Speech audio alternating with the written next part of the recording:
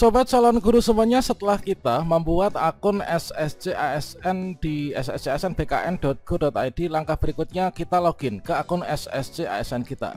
Selanjutnya untuk melakukan pendaftaran CPNS maupun juga P3K ini sama. Langkah pertama setelah login ke sscsnbkn.go.id, kita adalah melakukan pengisian biodata. Setelah pengisian biodata, nanti kita memilih jenis seleksi, kemudian mendaftar formasi, kemudian mengisikan riwayat, kemudian mengupload dokumen dan juga resume. Dan pada video ini saya akan berbagi pengalaman bagaimanakah cara mengisi biodata di SSC ASN 2024 untuk pendaftaran CPNS maupun juga P3K tahun 2024. Kira-kira bagaimanakah caranya, termasuk juga tanda tangan secara digital? Silahkan simak video ini sampai selesai. Namun sebelum kita lanjutkan, perlu saya ingatkan, bagi teman-teman yang mungkin baru pertama kali menemukan channel Calon Guru ini, silakan klik tombol subscribe-nya, dan aktifkan notifikasi loncengnya, sehingga jika Calon Guru menyajikan update informasi terbaru, kalian tidak akan ketinggalan informasi. Baiklah sobat semuanya, untuk melakukan pengisian biodata setelah kita melakukan pembuatan akun SSC ASN yang tutorialnya kalian bisa simak di kartu video ini atau silakan cek di video sebelumnya. Maka di sini kita login dulu ya ke akun SSC ASN kita. Kita bisa ketikkan yaitu SSC ASN seperti ini kata kuncinya, kemudian kita klik enter. Kemudian kita pilih yang atas yaitu sscsnbkn.go.id. Kita klik di sini. Nah, selanjutnya di sini kita login ya. Kita masuk ke akun kita masing-masing dengan cara klik tombol masuk di sini ya. Ini ada tombol masuk warna biru. Ini kita klik saja teman-teman. Kemudian kalau misalkan di sini ada tampilan seperti ini, yaitu direkomendasikan menggunakan browser dan seterusnya, ini aktifkan kamera perangkat, kita klik saja oke ya. Setelah itu kita akan diarahkan menuju ke halaman login sistem seleksi calon aparatur sipil negara tahun 2024. Bagi teman-teman yang belum membuat akun, silakan buat akun dulu ya. Dikarenakan seluruh calon pelamar ini wajib membuat akun SSCSN 2024. Pada halaman login SSCSN di sini silakan di atas ini kalian masukkan NIK, nomor induk kependudukan, kemudian yang di bawah ini silakan masukkan passwordnya. Nah, password ini dibuat ketika dulu kita membuat akun ya. Nah, kemudian di sini ada kode captcha, ini kita masukkan ya captchanya sesuai dengan yang muncul di atasnya. Oke, kita masukkan dulu. Oke, kemudian ini oke, sudah ya. Kalau sudah, kita klik masuk teman-teman, masuk. Oke, jadi tahapan untuk kita isikan ketika login ke akun SSCSN itu ada 6 ya. Yang pertama biodata, kemudian memilih jenis seleksi, kemudian mendaftar formasi, kemudian mengisikan riwayat, kemudian mengunggah dokumen, kemudian di sini resume. Nah, di sini langkah pertama adalah pengisian biodata. Tentunya di sini untuk mengisi biodata ini kita harus sesuai dengan panduannya ya. Nah, sebelum mengisikan biodata, di sini kita cek dulu panduan yang ada di bawah teman-teman. Oke, di sini di bagian bawah ini ada petunjuk pengisian biodata ya. Termasuk juga di sini nanti ada tanda tangan ya. Nah, ini tanda tangan nanti. Nah, di sini petunjuk pengisian biodata, isilah bagian formulir yang wajib diisi pada bagian. Nah, silahkan lengkapi data Anda, ditandai dengan tanda yaitu bintang warna merah. Jadi yang wajib kita isi itu adalah yang ada bintang warna merahnya seperti ini. Misalkan nomor ponsel, kemudian ada tanda tangan, nomor telepon ini ya. Ini wajib kita isi.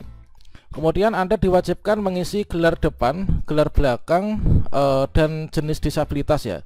Bila Anda tidak memiliki gelar depan, ini cukup dikasih tanda strip seperti ini ya. Dikasih tanda strip. Kemudian khusus untuk kolom media sosial, ini Anda dapat mengisinya dengan menyebutkan alamat URL atau nama akun media sosialnya. Diikuti dengan jenis media sosialnya atau apa dalam tanda kurung ya. Jika memiliki lebih dari satu akun, pisahkan dengan tanda koma. Nah, ini contohnya, ini adalah @joko Instagram nih ya, atau ini @joko dan seterusnya ini. Ini adalah untuk teman-teman di sini akun media sosialnya ya. Jadi kita bisa ketikkan link URL-nya atau mungkin juga di sini namanya. Nah, jika sudah, isilah captcha berikut di bawah ini ya, lalu klik selanjutnya. Jadi kita isi dulu ya untuk data di atasnya, barulah nanti kita tambahkan, masukkan kode captcha supaya bisa klik tombol selanjutnya teman-teman. Oke, sekarang di sini kita masukkan dulu ya. Oke, di sini kita mulai dari pengisian yang pertama, yaitu kita isikan gelar depan ijazah. Nah, gelar depan ijazah dikarenakan saya itu S1 yang zaman sekarang ya. Itu kalau zaman dulu itu kan gelar ijazah itu ada DRS, DRA gitu kan, atau insinyur. Tapi kalau sekarang nanti kan gelarnya kebanyakan di belakang ya. Kecuali teman-teman yang mungkin jenjang pendidikannya itu S3 misalkan, ada doktor gitu ya, atau mungkin profesor gitu ya. Nah, di sini ada keterangannya, bila tidak memiliki gelar isi dengan tanda strip ya. Nah, ini karena saya nggak punya gelar depan, saya kasih saja tanda strip seperti ini. Oke, kemudian untuk gelar belakang ini adalah bila tidak memiliki gelar belakang isi dengan gelar yang hanya berupa singkatan ya. Nah, ini kita jika nggak ada gelarnya kita isi dengan tanda strip ya. Kemudian gelar hanya berupa singkatan, contohnya Eskom, kemudian MD atau SE atau SFAM dan seterusnya.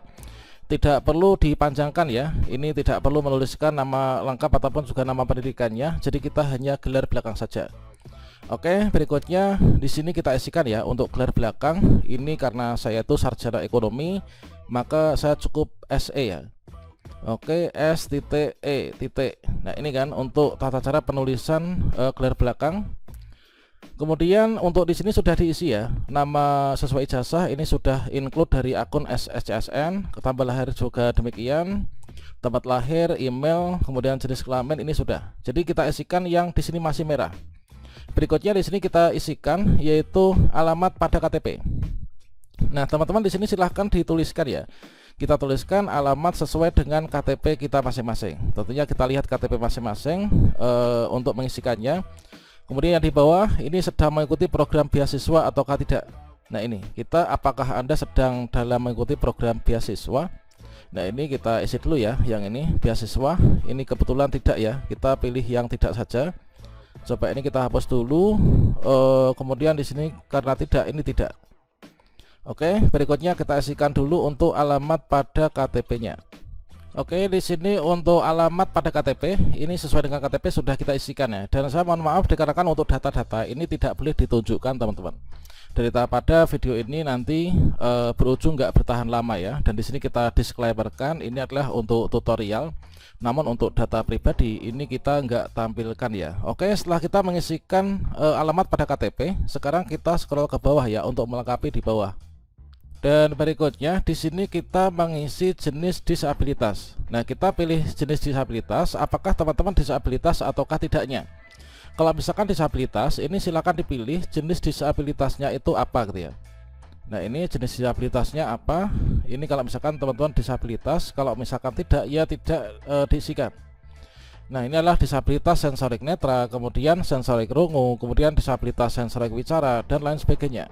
Kalau misalkan kita nggak disabilitas ya, ini kita pilih di sini non disabilitas ya. Karena kalau misalkan teman-teman nanti pilih yang disabilitas, misalkan di sini netra ya, nanti teman-teman wajib untuk mengunggah yaitu link video ya.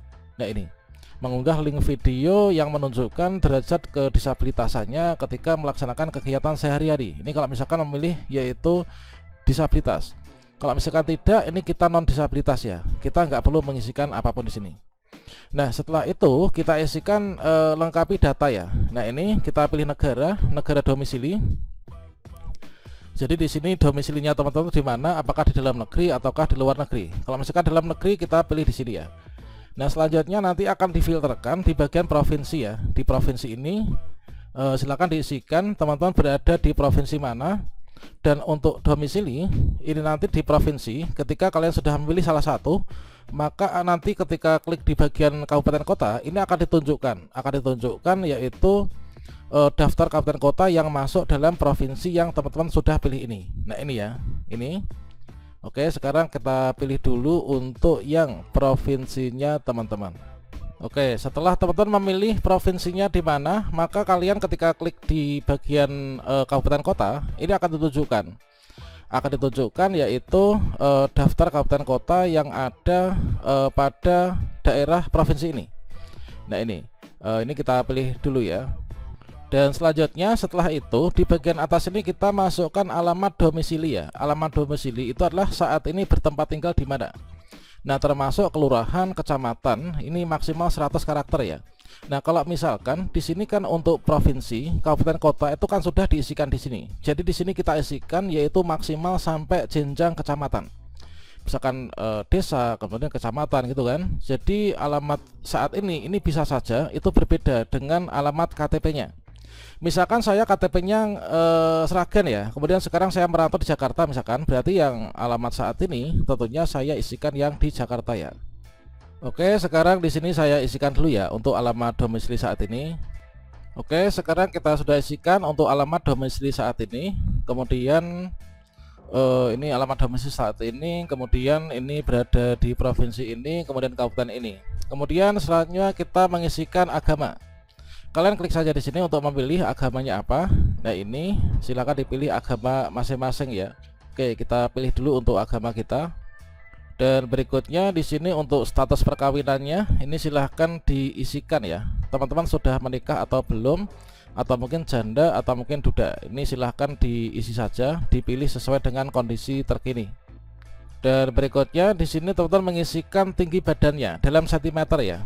Tingginya berapa nih? Apakah di sini ada ini langsung angka bisa ya? Apakah 150 atau mungkin 160 atau mungkin juga 165 atau berapa? Ini silahkan diisikan dengan kondisi masing-masing.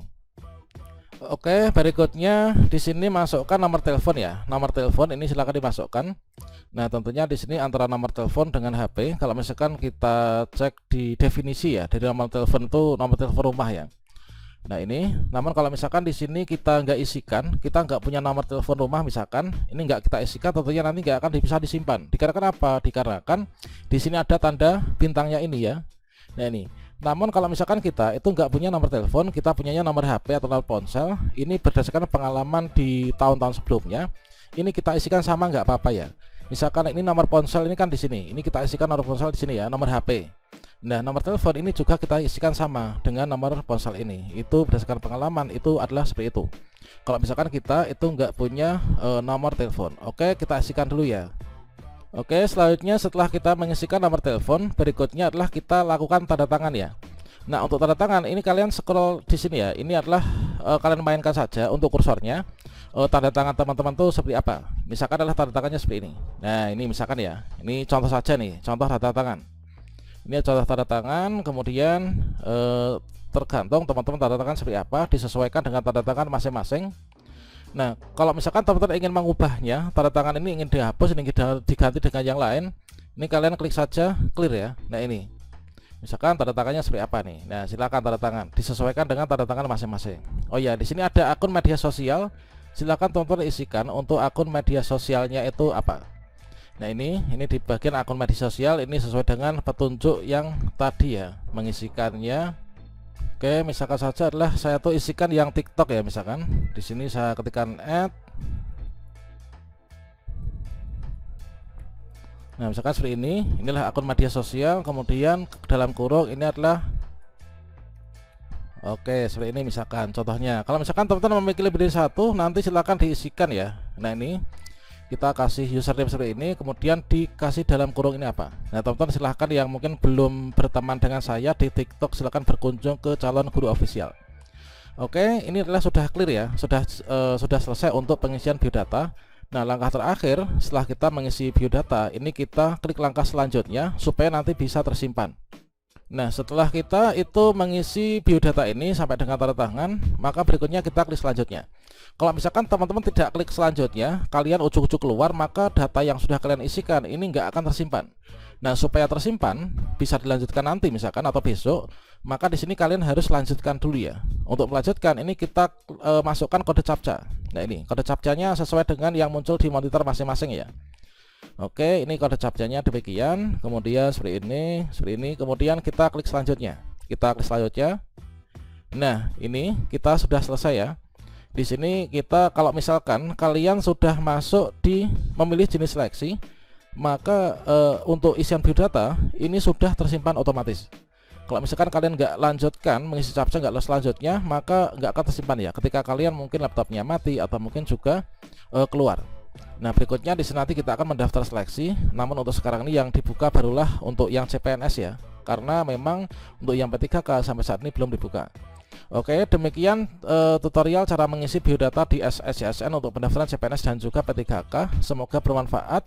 Dan untuk tutorial lanjutannya, bagaimanakah cara memilih jenis seleksi, memilih formasi, riwayat, dokumen, dan resume akhir pendaftaran, kita akan sambung pada video berikutnya. Jangan lupa klik tombol subscribe channel Calon Guru ini sehingga teman-teman nanti nggak akan ketinggalan tutorial berikutnya. Demikian, salam sukses untuk kita semuanya. Wassalamualaikum warahmatullahi wabarakatuh.